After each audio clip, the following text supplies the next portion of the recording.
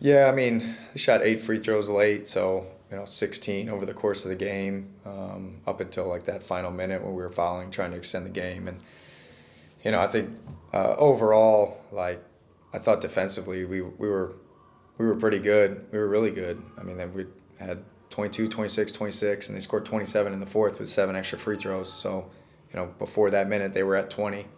Um, where from a defensive standpoint, like we're holding a team to 101 points, even extending the game, like they're well below 100 before all the free throws. And I thought at times like they were putting pressure on the rim. Part of it was our coverages.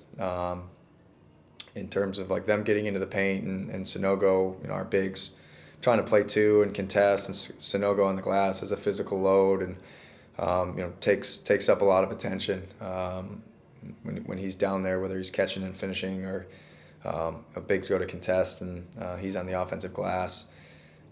Really the ones that I thought hurt us were Drell's flying in from the perimeter untouched. Just a free run for a tip in while guys are busting their ass trying to get Sonogo off the glass.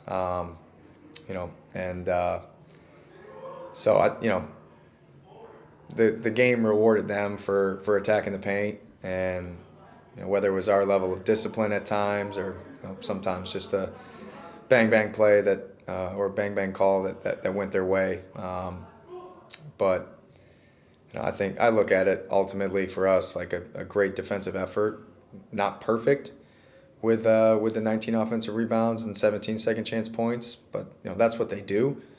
Ultimately we had a pretty bad shooting night from guys that typically don't, and we have anywhere close to a normal night, and for Jordan Shackle especially, DJ, and Drew, like we probably win very comfortably.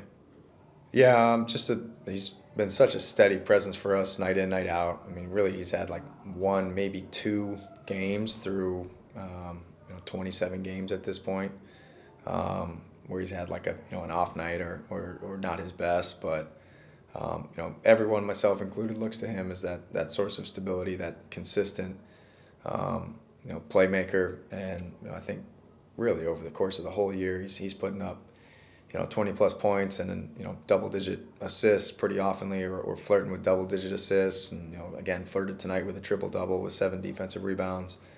He just continues to grow, continues to improve, especially as a scorer, and making himself, when he's the first option, when it's the right read for him to go score, to commit to it.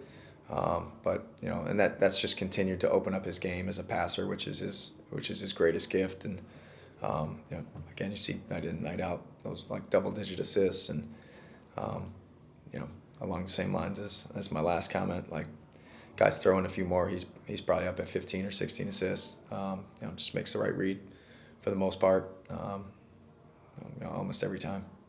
Really versatile wing for us on both ends of the court. Excuse me. That can switch and guard 1 through 4. He's a good on-ball defender. Seems very comfortable with our switching schemes, and seems pretty heady and smart. And then offensively, a guy can move without the ball, can put it on the deck, get to the paint, get all the way to the rim, and I think really another shooter for us. So.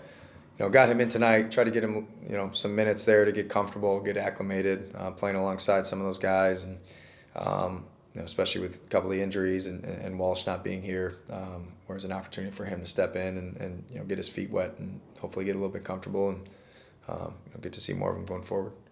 Talented group: Sharif Cooper, Imani Bates, are kind of two-headed monster from a scoring standpoint.